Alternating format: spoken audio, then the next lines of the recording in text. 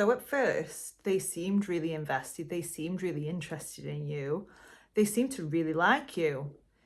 And then that all changed. Here's why.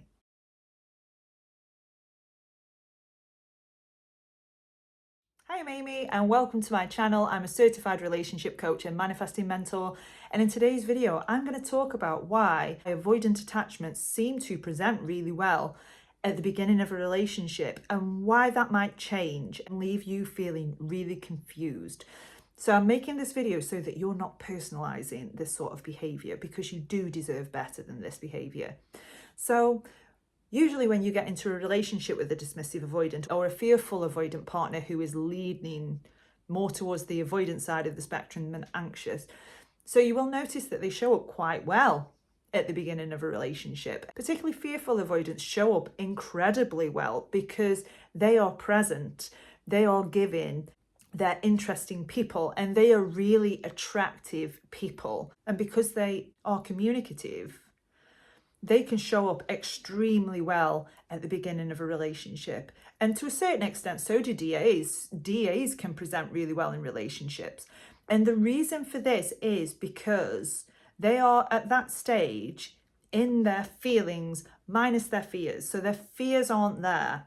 So they can show up really well. They can appear to be vulnerable. They can share.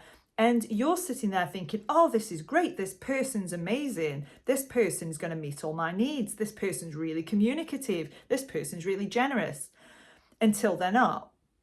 So when you're in a relationship with an avoidant person, they start to feel afraid of that because there is suddenly expectation.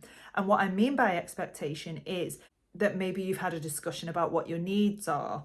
And this is enough to trigger an avoidant person because they're thinking, I've got all my needs to meet, I can't meet yours as well. They don't see that an interdependent relationship, yes, you are responsible for your needs, I'm responsible for mine, but we're also responsible for meeting each other's needs as well and considering each other's feelings.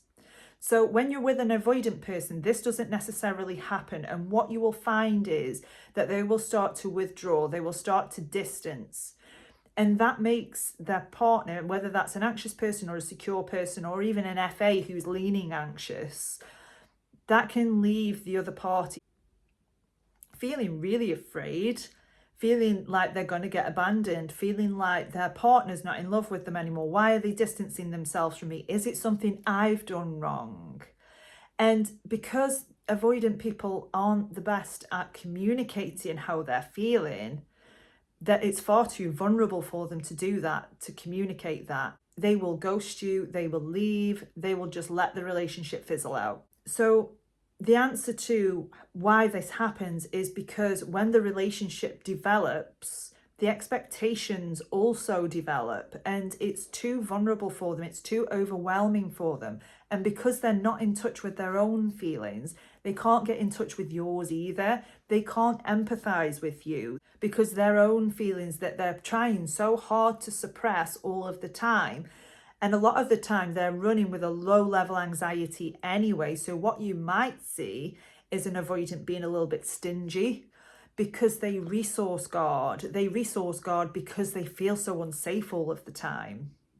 So they resource guard not only things like money and things like that, but also their time and their space. They're not willing to share as openly as somebody that is anxious, attached, or secure. So what do you do if this happens? So an avoidant has, distanced themselves or ghosted you or even blocked you. What do you do?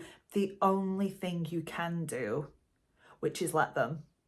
There is no point trying to convince somebody to be with you or convince somebody that they're avoidant, convince somebody to try and work on themselves when they have no self-awareness of what they're doing. You are going to be feeling like it's an uphill battle. And that isn't the sort of relationship that you want. You don't want a relationship where you've had to try and convince somebody to stay with you. You are much, much more worthy than that. So the only thing you can do is let them and nurture yourself. Nurture yourself so that you feel more secure. And if this person comes back around again, which they often do, if this person comes back around again, you're going to be in a much stronger position where you're not starving for love and affection anymore. You're not starving for somebody's approval anymore because you've done that work on yourself. And then that's your decision. You can decide, do I want this person back? What's this person done to show me that they can grow? And if you do decide to take them back, vet them. Do their words match their actions? For example, are they following up with what they're saying? Is it changing for a short period of time and then going back to how it was? And really vet this person. This is okay to do. You're not obligated to take a person back because they've asked. And you deserve a relationship where you don't have to convince somebody to be with you. You don't have to convince somebody that your needs are important too.